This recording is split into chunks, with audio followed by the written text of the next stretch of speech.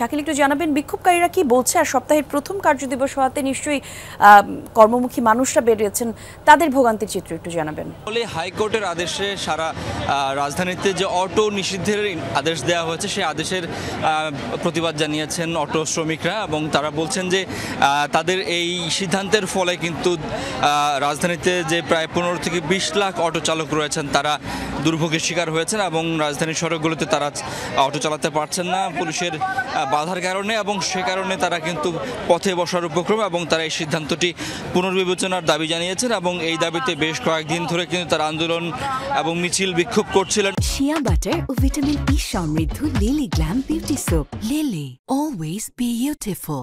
আজকেও সকালে 10টার দিকে তারা বছিলা মোহাম্মদপুর এলাকা থেকে মিছিল নিয়ে এসে তারা সায়েন্স ল্যাব অবরোধ করেন এবং সেখানে বিক্ষোভ করেন। সেখান থেকে মিছিল নিয়ে তারা শাহবাগ মোড় হয়ে এখন মৎস্য ভবন মোড়ে আছেন এবং এখান থেকে তারা প্রেস ক্লাবে যাবেন এবং তারা সেখানে বিক্ষোভ এবং মিছিল করবেন এবং তারা বলছেন যে এই আদালতের সিদ্ধান্তটি পুনর্বিবেচনা করা হোক, নইলে এই যে কয়েক লাখ অটোরিকশা শ্রমিক রয়েছেন এবং তাদের পরিবারের সদস্যরা রয়েছেন তাদের জন্য যে দুর্ভোগ নিয়ে এসছে সেটি তারা আসলে তাদের পক্ষে মানা কঠিন।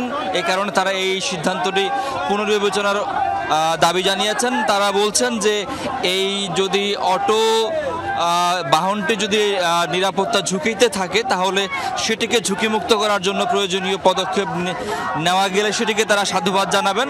তবে এই শুধুমাত্র ঝুঁকি বিবেচনায় যে বাহনটিকে পুরোপুরি অবৈধ করে দেওয়ার সেই সিদ্ধান্তটি তারা মানতে পারছেন না। তারা এখন এই মৎস্যভবন মোড়টি অবরোধ করেছেন এবং তারা সেখানে বসে পড়েছেন এবং এই কারণে কিন্তু সকাল থেকে সায়েন্স ল্যাব, ধানমন্ডি, শাহবাগ, কাঁটাবন এবং এই যে কাজী নজরুল ইসলাম অ্যাভিনিউ যেটি মৎস্যভবন পর্যন্ত এই পুরো সড়কটি কিন্তু যান চলাচল ব্যাহত হচ্ছে এবং এই আজকে প্রথম কর্মদিবসে কিন্তু এই পথ চলাচলকারী যারা অফিসগামী যাত্রী রয়েছেন তারা কিন্তু দুর্ভোগের শিকার হচ্ছেন এবং অসংখ্য গাড়ি কিন্তু দুই পাশে আটকে আছে।